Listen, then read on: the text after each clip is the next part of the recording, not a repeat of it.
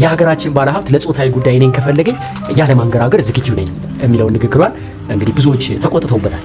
ብቻ ያስደነገጠኝ ነገር ግን በዝሙት ቀስቃሽ ዳንሶቿ የምትታወቅ በዝሙት ቢያልፍልኝ እናንተ ምን ቸገራችሁ?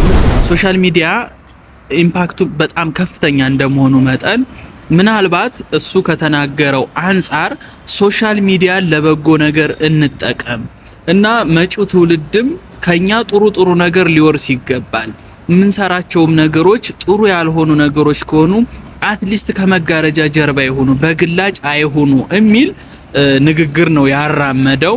ይሄ ደግሞ በጣም ያን ያክል ትልቅ ትችትና መጥፎ ነገር ነው ብዬ አላምንም።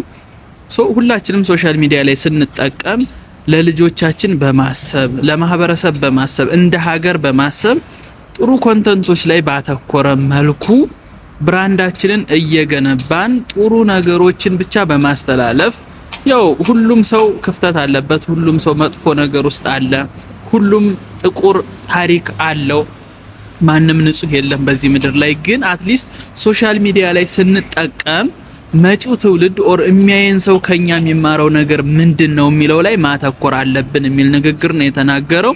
እስኪ ቀንጨብ አድርገን እንመለስ። ምንድነው የሚያቃጥላችሁ?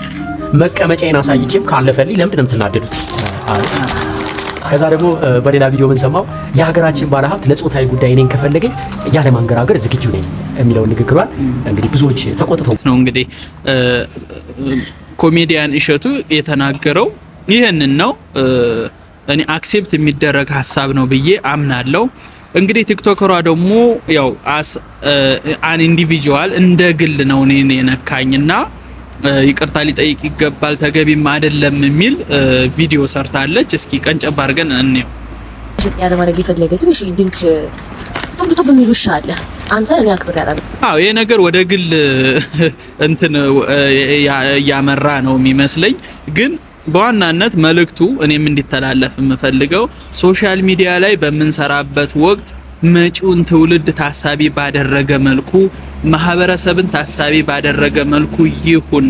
ራሳቸውን የሚያጠፉ ሶሻል ሚዲያ ላይ አሉ፣ ራሳቸውን የሚገሉ አሉ። ስለዚህ ሶሻል ሚዲያ ኢምፓክቱ በተለይ ለመጪው ጄኔሬሽን በጣም ታሳቢ በተደረገ መልኩ መሆን አለበት ብዬ አስባለሁ። ቴንኪው